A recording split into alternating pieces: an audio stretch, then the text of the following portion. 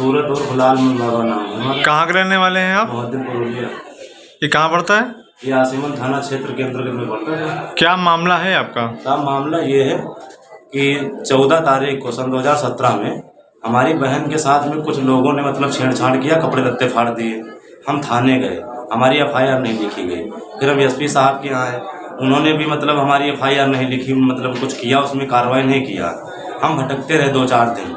2-4 दिन के बाद फिर आए SP साहब के पास। इन्होंने एप्लीकेशन पे हमारे कुछ लिख करके दिया। हम थाने गए, थाने में जब उसको दिया एप्लीकेशन को तो हमारी FIR लिखी गई। FIR में 376, 511 इस प्रकार की धाराएं लगी, पासपोर्ट एक्ट वगैरह सब लगाई गई, लेकिन उस पर कोई कार्रवाई नहीं हुई। कार्रवाई होते होते लगभग मान के चलो आज 3-4-5 महीने गुजर गए। जब कुछ नहीं हुआ तब हम न्यायालय में दिए अपना एप्लीकेशन वगैरह, दावा वगैरह वकील के माध्यम से। फिर उसके बाद में ऐसा हुआ कि पैसे पे हम लोग आने लगे। हमारी बहन थी वो लक्ष्मी देवी, जो जिसके साथ मतलब घटना ये घटी, हमारी मौसी जी हैं जिनके घर पे हम रहते हैं, अंगाना देवी उनका नाम है, वो उन्होंने FIR दर्ज करवाई थी। उसके बाद हम न्यायालय आने लगे हम लोग, तो रास्ते में मिले हमें प्रमोद मिले और ये प्रदीप मिले और तुलसीराम मिले। ये लोग मिल करके हमको धमकाए कि तुम हमेशा तारीख पे दौड़ते हो, किसी दिन हम तुमको मार देंगे, या तो हम इस लड़की को मार देंगे, नहीं तो अपना मुकदमा वापस ले लो। हम माने नहीं, हम चलते रहे। हुआ ऐसा कि कुछ दिन के बाद में उस लड़की को बहुत मारा पीटा, हमारी बहन को, हम लोगों को भी धमकाया, और उसी मार से कुछ दिन के बाद में इलाज भी हम कराए, लेकिन वो मर गई। ये हमारी समस्या है और आज भी हम भटक रहे हैं, कोई हमारी सुन नहीं रहा है। इसके बाद आप SP के पास गए, उसके बाद क्या हुआ? SP के पास में गए, जब गए SP के पास में तो हमारी FIR दर्ज हो गई। हमने बताया ना FIR दर्ज हो गई। दर्ज होने के बाद FIR पे कोई कार्रवाई नहीं हुई। यदि आपके ऊपर जानलेवा हमला होता है तो इसका जिम्मेदार कौन होगा? जिम्मेदार सबसे बड़ी बात तो है कि पुलिस अधीक्षक जिम्मेदार होना चाहिए, SP साहब जिम्मेदार होना चाहिए, पुलिस डिपार्टमेंट जिम्मेदार होना चाहिए। और आज भी हमको धमका रहे हैं, आज भी हम कहीं निकल नहीं पा रहे हैं। हमारे घर का जायजा लिया जाए। उन्नाव में दूसरा या तीसरा बलात्कार का मामला जो संगीन आया है जी, जिसकी निर्मम हत्या कर दी गई है, इस पर आप किसकी सबसे बड़ी लापरवाही को बताएंगे?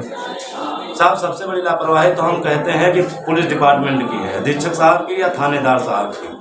बस ये लोग जो है अगर कार्रवाई कायदे से करते, जब हमारी FIR जब लिखी गई थी, अगर उसी समय कार्रवाई करते तो शायद लड़की नहीं मारी जाती। साहब आपका क्या अंदेशा है कि पुलिस के हाथों कुछ मिठाई पहुंच चुकी है अपराधियों के द्वारा? साहब पैसे दिए गए हैं, इसमें बम्पर तरीके से पैसे दिए गए हैं, और लोग कह भी रहे हैं, वो मुलजिम जो हैं वो चिल्ला चिल्ला के कह रहे हैं। जिसमें वो अजय सिंह एक प्रधान हैं, ठाकुर साहब हैं, वो कह रहे थे जाओ तुम्हें जो भी करवाना हो करवा लेना, कुछ नहीं करवा पाओगे।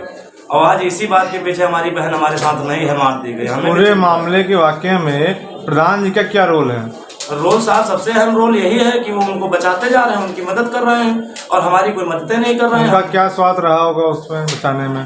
अब उनका स्वाद तो साथ का मतलब यही साथ रहा कि जहाँ पर SP साहब ने बुलाया उनको, मतलब मुलजिमों को, तो प्रधान जी साथ लेकर के गए। हर जगह पे प्रधान जी उनका मदद करते चले आए, और साथ ही साथ हमको भी जब धमका रहे हैं कि जाओ तुमको जो करवाना हो करवा देना, तो इसमें क्या कहा जा सकता है साहब? आप इसकी शिकायत IG लखनऊ की नहीं की? साहब हमने ऑनलाइन जो है रजिस्ट्री तमाम जगह IG साहब के पास भी किया, पुलिस कमिश्नर के पास भी किया, और मुख्यमंत्री साहब को भी किया, सबके पास किया, लेकिन कोई कार्रवाई हमारी। यदि आपके ऊपर जानलेवा हमला होता है जी, तो इसकी संपूर्ण कार्रवाई की उसमें जिम्मेदारी किसकी रहेगी?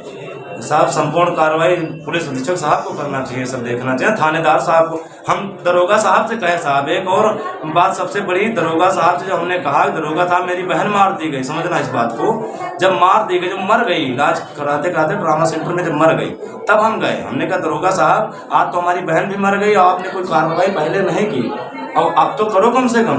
तो बोले साले जब तुम सब मार दिए जाओगे तब पोस्टमार्टम करने आएंगे। बताओ, ये सब बातें अच्छी लगती हैं? दरोगा का नाम क्या है आपके यहाँ का? उस समय दरोगा थे अवधेश कुमार। इस समय कौन चार्ज देख रहे हैं आपके यहाँ? इस समय तो शायद हमको नहीं कंफर्म में है कौन दरोगा है। आसिमन थाना में? जी जी, जहाँ तक राजेश है हमारे ख्याल से। इस समय अभी की बात बताएं साहब, मैंने 29 तारीख को एप्लीकेशन दिया कि हमारे ऊपर जानलेवा हमला किया गया, और हम भाग करके आए, एप्लीकेशन दिया, आपने जज साहब के यहाँ कोर्ट में भी लगाए हैं हम। तो जब दरोगा साहब के पास पहुंची तो उन्होंने सिर्फ हमसे फ़ोन पे बात किया, और बात करने के बाद मुद्दा क्या लगा दिया कि मारपीट हुई नहीं है और आरोपी कोई है नहीं इसमें, और सब बेबुनियाद मामला बनाया जा रहा है। जिसमें हमारे पास फ़ोन आया, वहाँ से ऑनलाइन वालों का फ़ोन आया ऊपर प्रशासन से। तो हमसे पूछा गया आप संतुष्ट हो? तो हमने कहा नहीं साहब, हमारी जांच की जाए, जिसमें दोबारा फीडबैक दर्ज किया गया। अभी तक कोई कार्रवाई नहीं हुई है। कार्यालय पर हमारी एप्लीकेशन अभी भी दर्ज है।